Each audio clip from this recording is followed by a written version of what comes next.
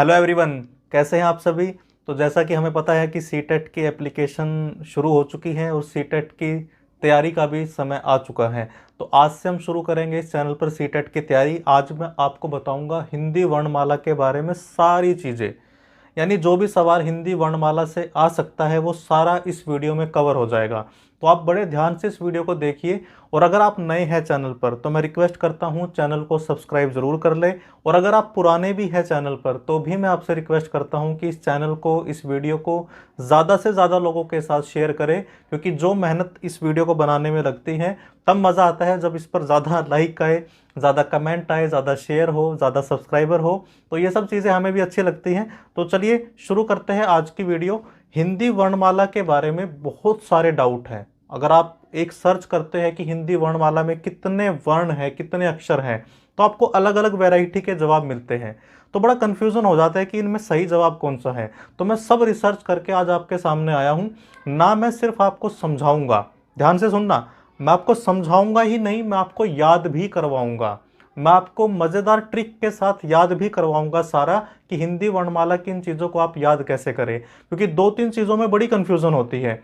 एक तो जो कवर्ग चवर्ग ये है ना, इनके उच्चारण स्थान बड़े कंफ्यूज करते हैं कि उच्चारण स्थान कौन से क्या है। उन सबको मैं इतनी इजीली याद कराऊंगा कि आपको वीडियो देखते देखते याद हो जाएंगे। तो इस वीडियो को शुरू करते हैं। और अगेन रिक्वेस्ट है कि वीडियो अच्छी लगे तो लाइक, कमेंट, शेयर सब कुछ करना है। चलिए जी शुरू करते हैं। सबसे पहले हिंदी वर्णमाला में अक्षर कितने हैं, जो सबसे सामान्य सा सवाल है, लेकिन इसके जवाब 3-4 वैरायटी में मिलते हैं। मैं आपको बताता हूँ कौन कौन से जवाब इसके होते हैं। आप साइड में देख सकते हैं। पहला जवाब है, अगर आपको उच्चारण के हिसाब से पूछा जाए कि उच्चारण के हिसाब से बताइए हिंदी वर्णमाला में कितने अक्षर हैं, तो आपका जवाब क्या होगा? आपका जवाब होगा 44, यानी 44। और अगर आपको 44 ऑप्शन में नहीं दिया और आपसे पूछा जाए कि उच्चारण के हिसाब से हिंदी वर्णमाला में कितने अक्षर हैं, तो आपको अयोग वहा जो दो होते हैं, एक तो अनुस्वार अंग, एक विसर्ग। विसर्ग का साउंड कैसे होता है? अगर मैं राम के पीछे विसर्ग लगाऊंगा तो उसका साउंड कुछ ऐसा आता है, रामः। अगर मैं अपने नाम संगीत के पीछे विसर्ग लगाऊंगा तो संगीतः, ह, इस तरह का साउंड आता है। तो ये दो अयोग वहा होते हैं हिंदी में, इन्हें स्वर बोलते हैं। अयोग वहा स्वर की कैटेगरी में आते हैं। जो अनुस्वार और विसर्ग है इनको, और द्विगुण जो वो भी दो हैं। आप देख सकते हैं ड जिसके नीचे बिंदी लगी है, और ढ ये सड़क वाला है, और ये ढ नीचे बिंदी वाला। इन चारों को मिलाकर कितने हो गए? 48, यानी 48 हो गए। लेकिन लेखन के आधार पर इनमें और भी चीजें ऐड हो जाती है, तो इनकी संख्या हो जाती है 52, यानी 52। तो 3 जवाब हो गए। सिंपल उच्चारण के हिसाब से पूछा जाएगा तो 33 हमारे मूल व्यंजन, 11 हमारे मूल स्वर, तो ये दोनों मिलाकर हो गए हमारे 44। अगर इनमें अयोगवहा और द्विगुण को मिलाकर पूछा जाएगा तो ये हो गए 2 अयोगवहा 2 द्विगुण मिलकर 48। और अगर लेखन के आधार पर पूछा जाएगा तो इनमें और चीजें मिल जाती है। क्या मिलता है हम आगे डिस्कस करेंगे। तो ये हो जाएंगे 52। अब इसमें एक और जवाब है जो 57 और 58 का आता है। वो क्या है? जब हम इसमें फारसी के भी कुछ वर्ण मिला लेते हैं। अब फारसी और उर्दू से कौन से वर्ण हिंदी में आए हैं? ज हमारा है, ज, लेकिन ज हमारा नहीं है। इज्जत, वो ज जो है ना, ज के नीचे बिंदी, वो हिंदी का नहीं है, वो फारसी से आया है। तो वो, और उसी तरह और क ख घ और एक फ, फ हम फल बोलते हैं। एक जो फ होता है फ, उस वो भी हमारा फारसी से आया है। तो उनको मिलाकर हालांकि पूछता नहीं है, तो उनको मिलाने से 5-6 और बढ़ जाते हैं हिंदी के वर्णमाला में। लेकिन सामान्य तौर पर ये 3 जवाब चलेंगे आपके। उच्चारण के आधार पर 44, अयोगवाह और द्विगुण को मिलाकर 48, और लेखन के आधार पर 52, यानी 52। ये हो गया हिंदी वर्णमाला में कितने अक्षर हैं। तो इसका पूरा डाउट क्लियर हो गया। इसमें कोई डाउट आप मत रखिए। बस आपको क्या देखना है कि जो आपको चॉइसेस दी जाएगी एग्जाम में, अगर उसने ये तीनों दे दिए तो वो ऊपर मेंशन करेगा कि वो उच्चारण के स्थान पर पूछ रहा है या वो लेखन के आधार पर पूछ रहा है। अगर सामान्य तौर पर पूछा जा रहा है तो इनमें से कोई एक आपके सामने आएगा, तो आपको वो क्लिक करना है। चलिए जी, ये पूरा डाउट खत्म। बस इसमें कोई कंफ्यूजन आप मत रखिए। कोई फिर भी कोई सवाल है तो आप मुझे कमेंट सेक्शन में पूछ सकते हैं। तो चलिए नेक्स्ट पर चलते हैं। तो अब हम देखते हैं स्वर के बारे में कौन कौन से सवाल बनते हैं, कौन कौन से प्रश्न हमारे सीटेट में या किसी भी नेट में, डीट एसएसबी में, या कोई भी और टेट है उसमें आ सकते हैं। बल्कि कई बार इंटरव्यू में भी आपसे पूछा जा सकता है अगर आप हिंदी के शिक्षक बनने के लिए जा रहे हैं। तो स्वर की मूल स्वर की संख्या क्या है? 11 है। मूल स्वर कितने हैं आपके? 11, जो कि लिखे हुए हैं, आप देख सकते हैं अ से लेकर री तक के जो ये मूल स्वर हैं इनकी संख्या है 11। अब इसी में कौन से मिल जाएंगे? अयोगवाह। कौन से थे अयोगवाह? जो पिछली स्लाइड में हमने बात की थी, अ अनुस्वार, अंग और अ विसर्ग, इनको मिला देंगे तो स्वर की संख्या कितनी हो गई? 13 हो गई। तो इस तरह स्वर की संख्या का भी भेद, हम डाउट हमारे दिमाग में से खत्म। मूल स्वर 11, उसमें 2 मिला देंगे तो स्वर हो गए हमारे 13। तो क्योंकि स्वर के बारे में भी ये डाउट काफी आता है कि 11 है कि 13 है, तो आप देख सकते हैं 11 और 13 का दोनों का आंकड़ा इसमें दिया है। अब इनमें से संयुक्त स्वर कौन से हैं? वो 4 हैं। संयुक्त क्या होते हैं? संयुक्त के नाम से पता है, जो दो के मिलाने से बनते हैं, यानी जो दो स्वर के मिलाने से एक स्वर बन गया उसे बोला जाएगा संयुक्त स्वर। तो उनकी संख्या कितनी हो गई? 4। जैसे अ जमा ई, इसको मिलाने से बनता है ए। ये संधि विच्छेद में संधि जब आप पढ़ेंगे ना तो आपको वहां पता लगेगा कि अ जमा ई, नर जमा में इंद्र नरेंद्र होता है, तो वहां पे नर के र में जो अ था, इंद्र की जो ई थी, अ जमा ई से वो नरेंद्र ए बन गया। तो ऐसे ही अ जमा उ बनता है ओ। तो ए ऐ ओ औ, ये 4 आपके संयुक्त स्वर हो गए। अब दीर्घ स्वर दीर्घ स्वर कौन से होंगे? जिनमें जैसे अ है, ये हर्स्व होगा, छोटा है ये, इसमें हमारा कम समय लग रहा है बोलने का। इसी को बड़ा बोलेंगे, अ जमा अ, आ हो गया। आ में स्वर हमारा जो समय है वो थोड़ा सा बढ़ गया, तो वो हमारा दीर्घ हो जाएगा, यानी बड़ी मात्रा। सिंपल सीधे हिसाब से जो बड़ी मात्राएं हैं वो हमारे दीर्घ स्वर में आती हैं, और जो छोटे हैं अ, छोटी ई, छोटा उ, ये हमारे किस में आते हैं? हमारे हर्ष स्वर में आते हैं। तो आप देख सकते हैं अ ई उ री, छोटी री, ये चारों हमारे हर्ष है यानी छोटे, और जो दीर्घ है वो कौन से हैं? इन्हीं का बड़ा रूप, इन्हीं की बड़ी मात्राएं वो हमारे दीर्घ में आते हैं। इनकी संख्या भी आपके सामने है, 7 इनकी संख्या है, 4 उनकी है। अब उसके बाद आता है हमारा प्लुत स्वर। ये प्लुत हमारा संस्कृत से आया है। तो आपको पता है कि हिंदी की जो व्याकरण है वो संस्कृत की व्याकरण से बनी है, संस्कृत की व्याकरण का ही प्रभाव है। तो संस्कृत की नियमावली इसके अंदर चलती है। हालांकि हिंदी के कुछ अपने नियम, कुछ संस्कृत से अलग नियम भी हैं, लेकिन ज्यादा नियम हमारे पास किसके हैं? संस्कृत के।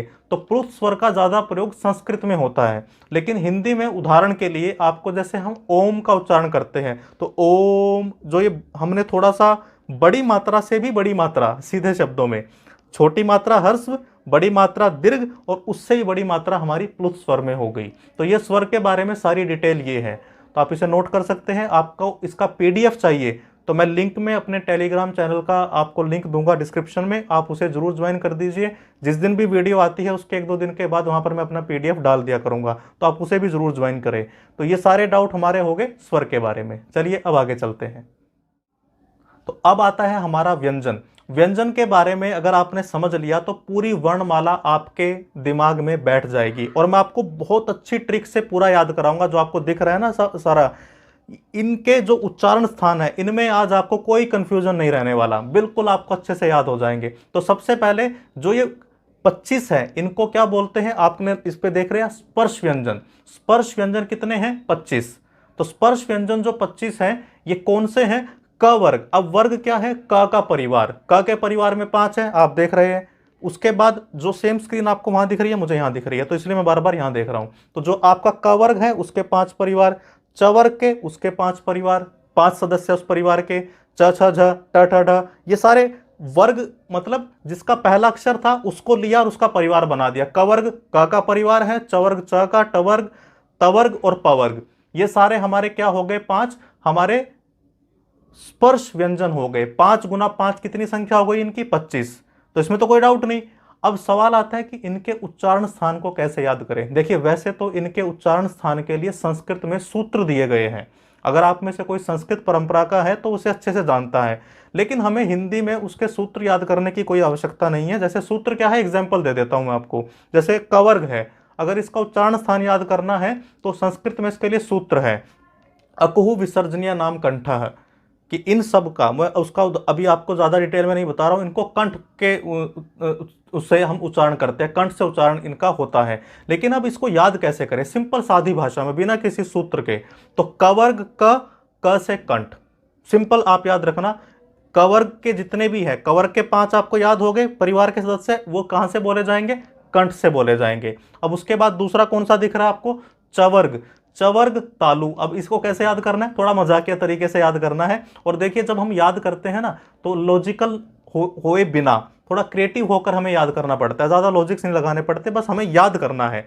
चवर्ग तालु, तो हमें इसको याद करना है कि चवर्ग वाले सारे क्या है, चालू है, तेज है, बुद्धिमान है। चवर्ग चालू, चालू से हमें क्या याद आ जाएगा, तालु। तो चवर्ग के जितने भी सदस्य हैं उनका उच्चारण स्थान क्या होगा, तालु होगा। उसके बाद आप देख रहे हैं टवर्ग, तो टवर्ग मूर्धन्य है। तो यहां पर हमें क्या करना है, टवर्ग को पाकर हम क्या हो गए, धन्य हो गए। टवर्ग को पाकर हम क्या हो गए, धन्य हो गए। तो धन्य से हमें क्या याद आ जाएगा, मूर्धन्य। टवर्ग को पाकर हम धन्य हो गए। कवर्ग वाले सारे कंठ से, क से कंठ। चवर्ग वाले चालू थे, तालु। टवर्ग को पाकर हम हो गए थे धन्य। आगे आपका है तवर्ग। तवर्ग में देखिए त थ द धन, लास्ट का धन से धन बन रहा है, धन यानी पैसा। तो धन कहाँ दबा रखा है, हमने छुपा रखा है अपने दंत में। बस थोड़ा सा इमेजिन करना है कि मैंने अपना सारा धन कहाँ पे छुपा रखा है, अपने दंत में। तो धन से आपको पता लगेगा धन किसके परिवार के सदस्य हैं, तवर्ग के। त था धा धन, धन से आपको याद आएगा धन कहाँ दबाया था मैंने, अपना दंत में यानी दांत में छुपा लिया था मैंने, बस याद करने के लिए। उसके बाद पवर्ग, तो प फ ब भ म, भ म से हमने बनाया भीम। भामा से हमने क्या बनाया कि भीम जो है उसके जो ओष्ठ यानी होठ जो है बहुत बड़े बड़े हैं। तो हमने भीम को इमेजिन किया कि भीम बड़ा विशालकाय है और उसके होठ भी क्या है, बहुत बड़े बड़े हैं। तो भामा, भामा से भीम, भीम क्या है, ओष्ठ, यानी ये होठ से बोले जाएंगे। तो अब देखिए सारे वर्ग का उच्चारण स्थान आपको इजीली याद हो जाएगा, आपको किसी में भी दिक्कत नहीं आएगी। एक बार दोबारा रिवाइज कर लेते हैं। कवर्ग क से कंठ, चवर्ग वाले क्या थे, चालू तालु। उसके बाद हमारा आ गया टवर्ग, उसको पाकर हम क्या हो गए थे, धन्य हो गए थे। उसके बाद आ गया हमारा तवर्ग, तवर्ग में हमारा त था ध ध न, धन, धन कहाँ था, दंत, दंत में आ गया ये। उसके बाद लास्ट हमारा आ गया पवर्ग, प फ भ म, ब म से हमने बनाया भीम। भीम के क्या थे, ओष्ठ यानी होठ बड़े बड़े थे। तो इस तरह हमारा पूरा उच्चारण स्थान भी हो गया और हमारे ये स्पर्श व्यंजन भी है। इनकी संख्या कितनी है, 25 है। तो चलिए अब आगे चलते हैं। तो अब हम देखते हैं कि व्यंजन में ही स्पर्श हो गए 25, अंतस्थ की संख्या है 4। अब ये अंतस्थ आपको दिख रहे हैं 4 है, य र ल व। अब इन्हें याद कैसे करें, कंफ्यूजन होता है कि अंतस्थ कौन से हैं और हमारे ऊष्म कौन से हैं। तो अंतस्थ को याद करने का बड़ा सामान्य तरीका है कि य र ल व, जो मेरे यार है उनको मैं इतना लव यानी प्यार करता हूं कि वो मेरे अंतस्थ, मेरे अंदर, मेरे हृदय में वास करते हैं।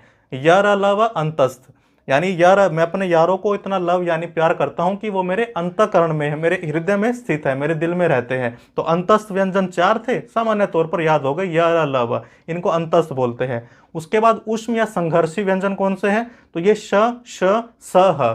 जब आप इनको बोलेंगे ना तो आपको थोड़ा सा ऊर्जा का, गर्मी का एहसास होगा अपने मुख में। तो ये इनकी संख्या क्या है, 4 है।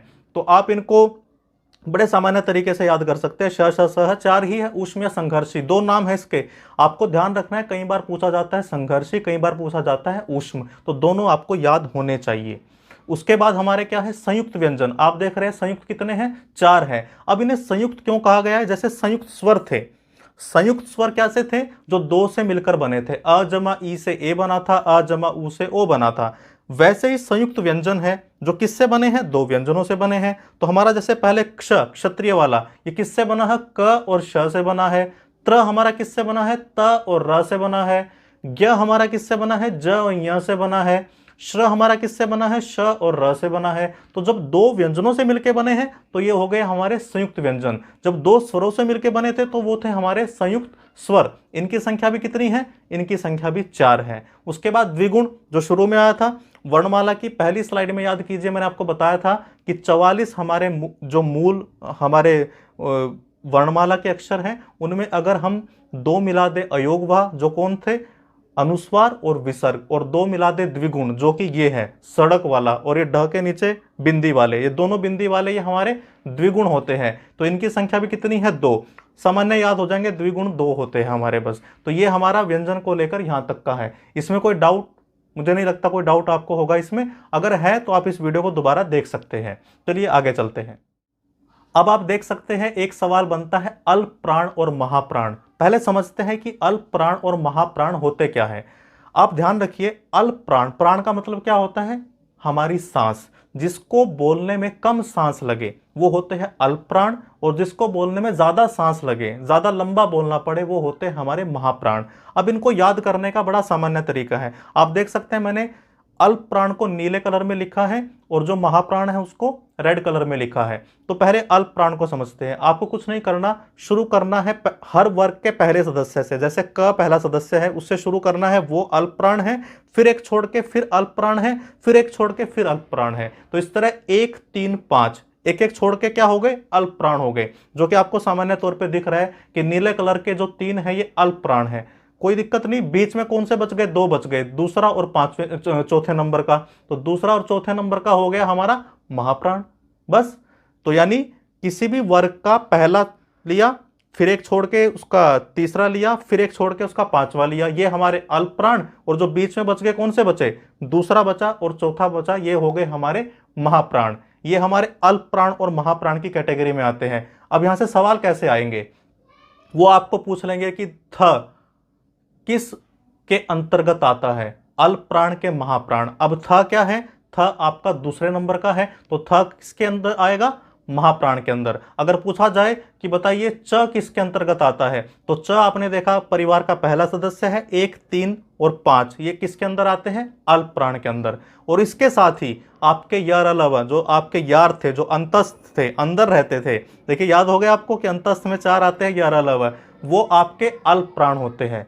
और जो उसके अलावा जो उष्म थे, श श स ह, ये आपके महाप्राण होते हैं। यानी पहला तीसरा पांचवा इन वर्ग का, कौन से वर्ग है ये, स्पर्श व्यंजन के जो परिवार है आपके 25 सदस्य, इनका पहला तीसरा पांचवा जमा में आपका अंतस्थ, ये हो गए आपके अल्प प्राण। महाप्राण में दूसरा चौथा और जमा आपका श श स ह, ये हो गए आपके महाप्राण। सामान्य सी बात है। चलिए अब आगे देखते हैं, और 2 सवाल इससे बनते हैं वर्णमाला से, वो भी कवर कर लेते हैं, और हमारी पूरी वर्णमाला के जितने भी हमारे सवाल आ सकते थे वो सारे इसमें कवर हो जाएंगे। चलिए अब आप देख सकते हैं स्क्रीन पर कि एक आपको दिख रहा है घोष, अघोष और एक घोष या सघोष। अघोष और घोष, घोष को ही बोलते हैं, सघोष भी। तो इनको कैसे समझेंगे, अघोष में आपको बस इतना ध्यान रखना है, जैसे हमने अल्प प्राण में देखा था, अल्प प्राण कैसे थे, 1 2 छोड़ के 3, 4 छोड़ के 5। अघोष में पहला और दूसरा, बस आपको कलर दिख जाएगा नीले कलर में जो आपको दिख रहे हैं, क ख छ छ ट ठ त थ प फ, ये नीले कलर के पहले दूसरा। यानी किसी भी वर्ग के जो पहले 2 सदस्य हैं वो होंगे अघोष, और उसके बाद जो बच गए, कौन से बच गए, तीसरा चौथा पांचवा जो लाल कलर में आपको दिख रहा है, ये होंगे घोष या सघोष। तो ध्यान दीजिए घोष और सघोष दोनों एक होते हैं। और इसके साथ ही अघोष में जुड़ जाएंगे आपके श और श, उनको ज्यादा नहीं पूछा जाएगा। पूछा जाएगा तो पहला दूसरा तीसरा चौथा पांचवा। तो पहला दूसरा होता है आपका अघोष और तीसरा चौथा पांचवा ये होता है आपका घोष, यानी या इसी को बोलते हैं सघोष। तो इस तरह हमारी पूरी वर्णमाला में यही सामान्य तौर पर हमारे सारे सवाल बनते हैं। तो अगर आपको अभी भी कुछ डाउट है, कुछ आपको सवाल है आपका, तो कमेंट सेक्शन में ज़रूर बताइए कि क्या आपको पूछना है। इसके साथ ही आप इस चैनल को सब्सक्राइब कीजिए, और अगर आपने ऑलरेडी सब्सक्राइब कर रखा है तो भी मैं आपसे रिक्वेस्ट करता हूं कि आप इसे शेयर कीजिए अपने दोस्तों के साथ, जो भी बीएड कर रहे हैं या जो बीएड कर चुके हैं उन सबके साथ, अपने कॉलेज के सभी दोस्तों के साथ, ताकि सब इस चैनल पर आकर सीटेट के बारे में सीख पाए। और इसके साथ ही मैं रिक्वेस्ट करूंगा कि अगर आपको पीडीएफ चाहिए जो भी मैं पढ़ाता हूं उस चीज़ का, तो आपको टेलीग्राम का चैनल जिसका लिंक दिया गया है नीचे डिस्क्रिप्शन में, उसको ज्वाइन कर लेना है, ताकि आपको सारे नोट्स, सारे पीडीएफ और सारी एजुकेशन की न्यूज़ समय पर मिलती रहे। तो बताइए दोस्तों आपको ये वीडियो कैसी लगी। इस वीडियो में हमने वर्णमाला के सारे टॉपिक को कवर कर दिया है, और आज से पढ़ाई शुरू हो चुकी है। अब रेगुलर आपको इस चैनल पर सीटेट की वीडियोज़ मिलेंगी। चलिए मिलते हैं दोबारा नेक्स्ट वीडियो में। कोई सुझाव, कोई सवाल है तो मुझे ज़रूर बताइए। Thank you very much. अपना ख्याल रखिए।